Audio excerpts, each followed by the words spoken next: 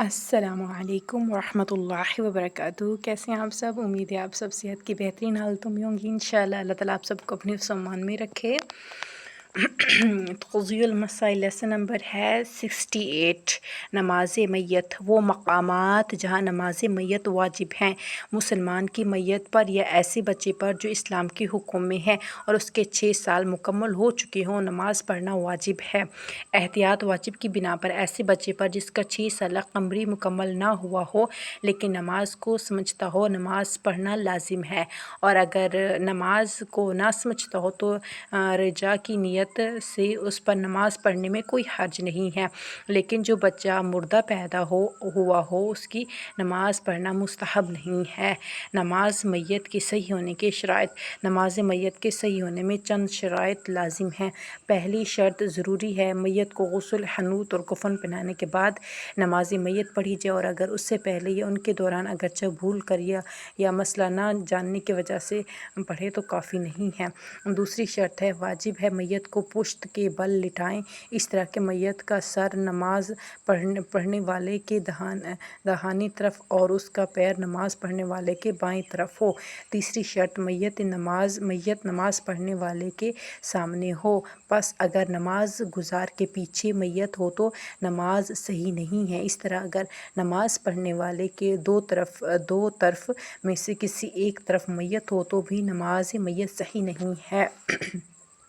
مگر معمومین کے لیے جس وقت نماز میت جماعت کے ساتھ پڑھی جائے اور صفیں طولانی ہوں، ایسی صورت میں ان لوگوں کی نماز جو میت کے سامنے نہ ہو کوئی اشکال نہیں ہے۔ اس طرح اگر چند جنازہ ہو اور ایک ساتھ رکھا ہو، جیسا کہ مفصل کتابوں میں ذکر ہوا ہے، اور کوئی شخص ان تمام کے لیے ایک نماز میت پڑھنا چاہتا ہو جبکہ نماز جنازہ اس کے سامنے نہ ہو تو حرج نہیں ہے۔ چوتھی شرط، نماز پڑھنے والے کو میت سے اتنی دور کھڑا نہیں ہونا چاہیے کہ میت کے نزدیک کھڑا ہونا قصد نہ کرے، لیکن جماعت میں جبکہ صفیں ایک دوسرے سے متصل ہوں تو ماموم کا دور ہونا اشکال نہیں رکھتا۔ اسی طرح اگر چند جنازے ہوں اور ایک دوسرے کے کنارے رکھے ہوں اور کوئی ان تمام کے لیے ایک نماز جنازہ پڑھنا چاہے ہو تو اس کا بعض جنازے سے دور ہونے میں کوئی حرج نہیں ہے۔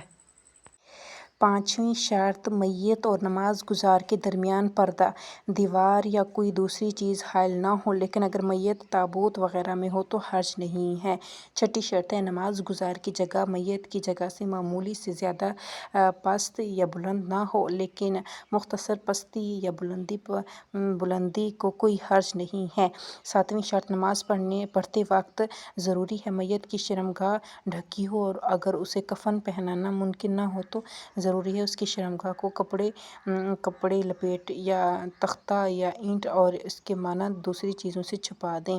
آٹھویں شرط، جو شخص میت پر نماز پڑھ رہا ہو اس کا عاقل ہونا ضروری ہے، دیوانہ نہ ہو اور قول مشہور کی بنا پر شیعہ اثنا عشری ہو، لیکن اگر غیر شیعہ اثنا عشری نے ایسی میت کے بدن پر جو غیر شیعہ اثنا عشری ہے نماز پڑھی ہو تو لازم نہیں ہے شیعہ اثنا عشری اس کو دوبارہ پڑھیں، مگر یہ کہ میت کا ولی ہو۔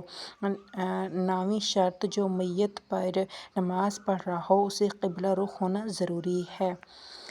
سبق نمبر 69 ہے، 10ویں شرط، جو میت پر نماز پڑھ رہا ہو ضروری ہے نماز میت کو کھڑا ہو کر پڑھنے، لیکن اگر کوئی کھڑے ہو کر نماز میت پڑھنے والا نہ ہو تو بیٹھ کر اس پر نماز پڑھ سکتے ہیں۔ 11ویں ہے شرط، نماز پڑھنے والے کے لیے ضروری ہے قصد، قربت اور اخلاص کے ساتھ نماز پڑھے۔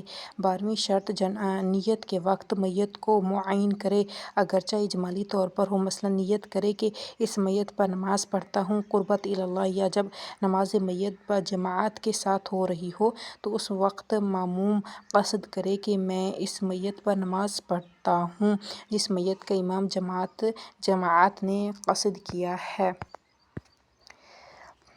13ویں شرط استقرار اور سکون کی رعایت کرے، اس معنی میں کہ نماز گزار بہت زیادہ اضطراب نہ رکھتا ہو کہ نماز میت کے لیے کھڑا ہونا قاصد نہ ہونا صدق نہ کرے، بلکہ احتیاط واجب کی بنا پر استقرار اور سکون بدن جو نماز یومیہ کے قیام میں معتبر ہے، لازم ہے کہ نماز میت میں بھی رعایت کی جائے۔ 14ویں شرط نماز میت کی تکبیروں اور دعاؤں میں موالات اور یکے بعد دیگر پڑھنے کی رعایت کرنا چاہیے، اس طرح کہ نماز میت کی دعاؤں اور تکبیرات کے درمیان اتنا فاصلہ نہ ہو کہ نماز کی شکل ختم ہو جائے۔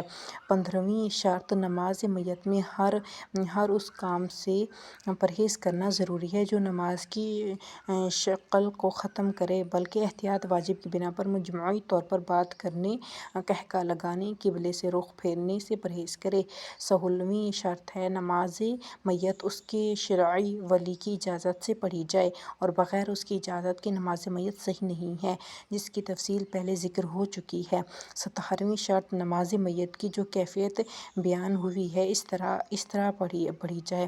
جو نماز میت پڑھنا چاہتا ہو لازم نہیں وضو، غسل یا تیمم کے ساتھ ہو یا ان کا بدن یا لباس پاک ہو، بلکہ اگر نماز گزار کا لباس یا جگہ غضبی ہو، وہ جگہ جہاں پر میت رکھی ہے غضبی ہو، پھر بھی نماز میت صحیح ہے، اگرچہ غضب کرنے والا غضب کرنے کی وجہ سے گناہ گار ہے، اور احتیاط مستحب ہے کہ انسان نماز میت میں ان تمام مقامات کی رعایت کرے اور جو دوسری نمازوں میں معتبر ہے۔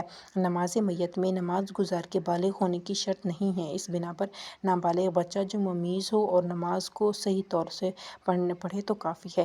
اگر میت نے وصیت کی ہو کہ کوئی مخصوص شخص اس پر نماز پڑھے تو اس کے لیے لازم نہیں کہ وہ میت کے ولی سے اجازت لے، اگرچہ ایسا کرے بہتر ہے، لیکن اگر میت نے یہ وصیت کی ہو کہ اس کا شرعی ولی کسی مخصوص شخص کو نماز میت کے لیے بلائے تو ولی کی اجازت ساقط نہیں ہوگی اور لازم ہے وہ شخص میت کے ولی سے اجازت لے۔ نماز کے بعد اور دفن کرنے سے پہلے اگر متوجہ ہو جائے کہ نماز میت باطل پڑھی گئی ہے تو اس کو دوبارہ پڑھنا ضروری ہے۔ اگر میت کو جان بوجھ کر یا بھول کر کسی عذر کی بنا پر نماز پڑھے بغیر دفن کر دیا یا دفن کرنے کے بعد معلوم ہوا کہ جو نماز اس پر پڑھی گئی ہے وہ باطل ہے تو اس پر نماز پڑھنے کے لیے اس کی قبر کو کھولنا جائز نہیں، لیکن احتیاط واجب ہے کہ رجاء کی نیت سے اور ان شرطوں کے ساتھ جو نماز میت کے لیے بیان ہوئی ہیں اس کی قبر پر نماز پڑھے۔ الحمدللہ، سبحانک اللہم و بحمدک، نشہد ان لا الہ الا انت، نستغفرک و نتوب الیک۔ السلام علیکم ورحمۃ اللہ وبرکاتہ۔